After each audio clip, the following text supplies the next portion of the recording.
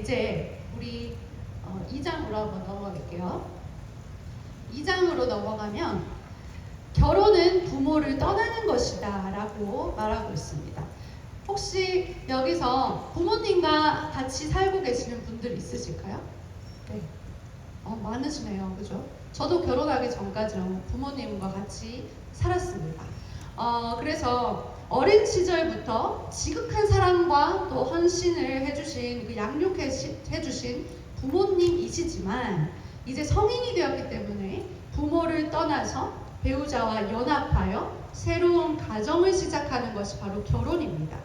그래서 창세기 2장 24절을 보니까 이러므로 남자가 부모를 떠나 그의 아내와 합하여 둘이 한 몸을 이룰지로다 이렇게 말씀하고 있어요. 부모를 떠나서 이제 한 가정을 다시 이룬다. 이것을 우리가 이제 결혼으로 볼 수 있습니다. 그러면 우리가 이제 쭉 내용을 보면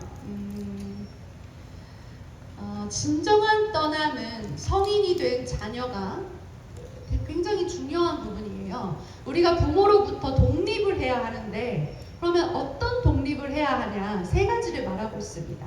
첫 번째는 정신적인 독립이 되어야 하고, 두 번째는 재정적인 독립이 되어야 합니다. 그리고 세 번째는 영적인 또는 정서적인 독립을 해야 된다라고 말하고 있습니다.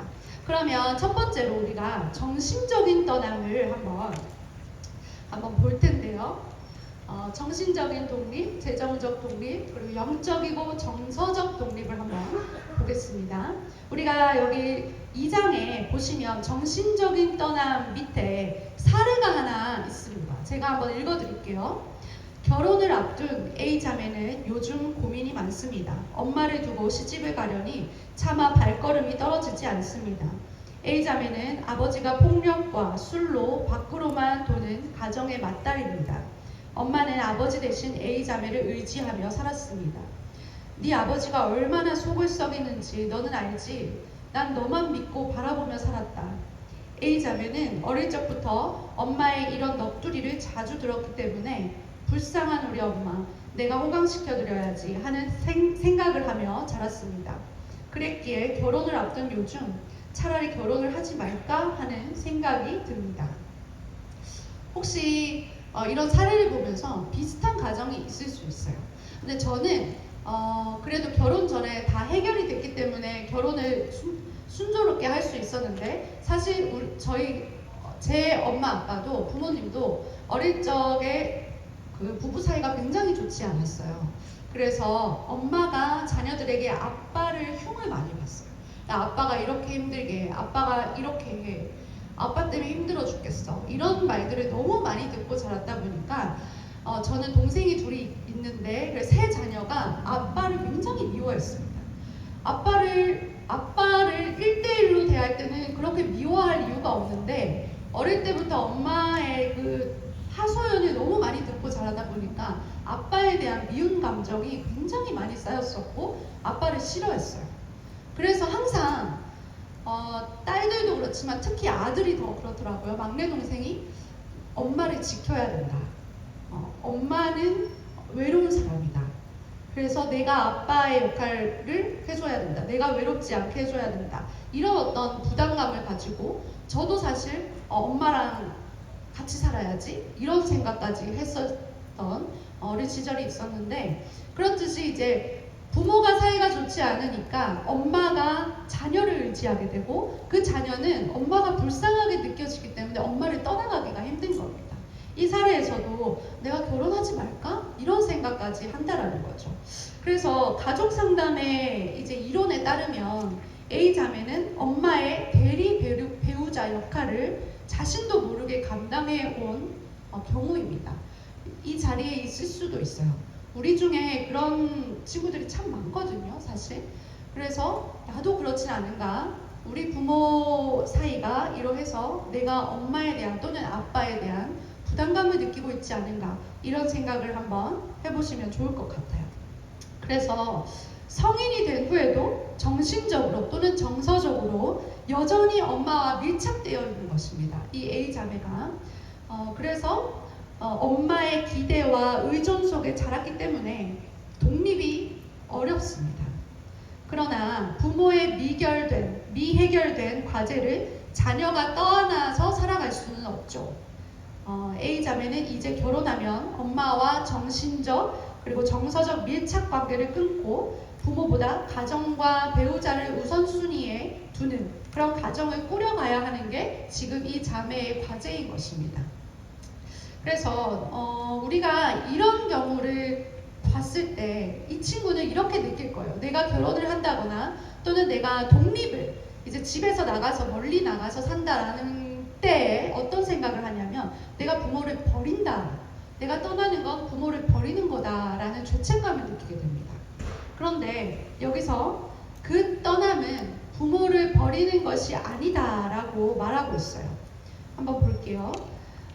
성인이 되어서도 부모를 지나치게 특히나 정신적으로 지나치게 의존하는 사람은 결혼을 하면 많은 갈등을 겪게 된다고 말합니다. 네, 뒷장으로 가보겠습니다.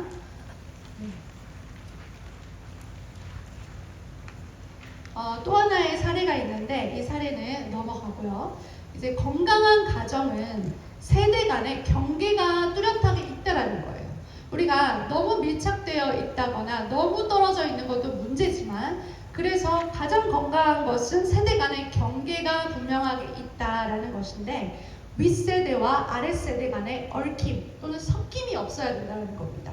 특히 정신적으로 엄마는 내가 없으면 안 돼. 또는 아빠는 내가 없으면 안 돼. 이런 어떤 정신적으로 섞여 있고 얽혀 있는 그런 관계는 굉장히 지금 건강하지 않은 상태라고 볼 수 있습니다. 그래서 우리가 나이 많은 부모를 공경하는 것은 당연하지만 마치 엄마를 내가 대비마마 또는 아빠를 왕으로 섬기는 그러한 것을 삼가해야 하고 부부가 또는 내가 독립을 했을 때 어떤 개체로서 내 중심이 되어야 된다는 것입니다.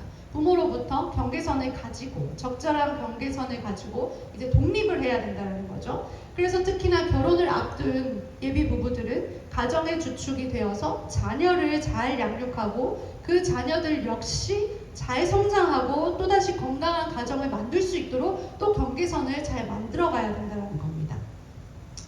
두 번째로는 자기 인생을 책임지기로 하는 것이 바로 떠남이라는 것입니다. 독립이라는 거죠. 내 인생을 늘 이제 부모님 밑에서 도움을 받고 또 뭔가 어려움이 있을 때 부모님이 다 해준다거나 특히 또 재정적인 부분들이나 이런 것들이 이제는 내가 내 인생을 책임져야 한다는 것이 바로 정신적인 독립을 의미한다고 합니다. 그리고 세 번째로는 이제 결혼을 하면 배우자와 가장 가까운 관계가 되어야 하기 때문에 내가 부모로부터 정신적인 독립을 해야 된다라고 말하고 있습니다. 또 두 번째는 경제적인 떠남, 경제적인 독립을 해야 합니다. 혹시 지금 우리가 이제 우리 공동체 중에서 정신적인 독립이 되었는지 또는 재정적인 독립은 되었는지 한번 체크를 잘 해보시면 될 것 같아요. 부모를 떠난다는 것은 두 번째는 경제적으로도 독립이 되어진다는 것입니다. 신혼부부는 사실 돈이 부족하게 시작하는 신혼부부들도 있어요. 그래서 은근히 이제 부모의 도움을 받기도 하고 또 부모님들이 많이 도와주시기도 하죠. 하지만 이런 돈이라는 것이 사람의 관계를 얽매는 원인이 되기도 합니다. 그래서 그러한 부모로부터 받았던 재정적인 독립을 스스로가 이제 시작하면서 특히나 결혼하기 전에 독립을 시작하면 굉장히 건강하게 결혼 생활을 시작할 수 있고 그렇지 못하다 하더라도 결혼을 한 후에 이제 남편과 함께 또는 아내와 함께 경제적인 독립을 시작해서 부모에게로부터는 이제 더 이상 경제적인 도움을 받지 않겠다라는 결심을 하는 것이 굉장히 중요하다는 것입니다. 그래서 부모의 경제적인 도움에 의존하지 않도록 스스로를 잘 이끌어가야 합니다. 그리고 내 상대방도 뭔가 부족할 때 부모에게 손을 내민다거나 쉽게 그렇게 하는 어떤 습관이 있다면 그것을 독립을 시켜야 하는 훈련이 필요하다는 거죠. 그래서 이러한 내가 부모로부터 경제적 독립도 굉장히 중요하고 그러나 또 하나는 부모를 도와야 할 때에도 경계선을 잘 그어야 한다라고 말하고 있습니다. 왜냐하면 이제 결혼을 앞둔 예비 부부나 또는 부부 사이에 부모님이 뭔가 경제적으로 도움이 필요하다라고 했을 때 내 부모님이니까 내가 알아서 뭐 도와줄게, 또는 너의 부모님이니까 너가 알아서 해 라는 식이 아니라, 사실은 이런 경우에 부모에게 도움을 줄 때에도 이제 부부 관계에서는 서로가 이제 잘 대화를 통해서 결정을 해야 된다라고 합니다. 왜냐하면 이런 부분이 굉장히 많은 갈등을 일으키고 있기 때문이죠. 사실 결혼을 하면 이런 부분이 나타날 수 있고, 또 우리가 지금은 모르지만 이런 갈등들이 있기 때문에 자기 가정이 피폐해질 만큼 그런 부분에 휘둘리거나 끝없이 도와주는 것 자체도 건강하지 않다라고 보고 있습니다. 혹시 지금 이 자리에서 부모님과 정신적인 독립과 재정적인 독립까지 했다라고 생각하시는 분들이 있을까요? 네. 네. 몇 분 계시네요. 네, 두 가지를 이미 하신 분들이 있으시네요. 그러면 경제적인 독립 빼고 정신적인 독립은 했다. 네. 그러면 재정적인 독립은 했다. 네. 각각 있으신데 두 가지 중에 하나는 아직 하지 못한 분들도 있고요. 네, 그렇게 한번 체크를 하시면서 나는 이제 부모로부터 어떤 독립을 해야 하는가 한번 생각해 보시면 좋을 것 같습니다. 세 번째로 영적인 독립을 해야 된다라고 말하고 있어요. 한번 볼게요. 이 자리에는 모태신앙도 있을 거고, 아니면 저는 모태신앙이 아니었고, 그리고 제가 대학교 1학년 때부터 교회를 처음 다녔어요. 우리 가족 중에. 그래서 엄마, 아빠, 동생 둘 다 교회를 다니지 않은 상태에서 제가 교회를 먼저 다녔었고, 그 다음에 차차 이렇게 한 명 한 명 다 교회를 다니기 시작해서 지금은 이제 아버지 빼고 다 교회를 다니고 있는데, 어쨌든 저는 기도를 많이 하는 부모의 곁에서 자라지 못했어요. 그런데 모태신앙이나 또는 이 자리에 있으신 분들 중에는 부모님이 굉장히 기도를 많이 하시고 또 영적으로 도움을 많이 주는 분들이 있으실 거예요.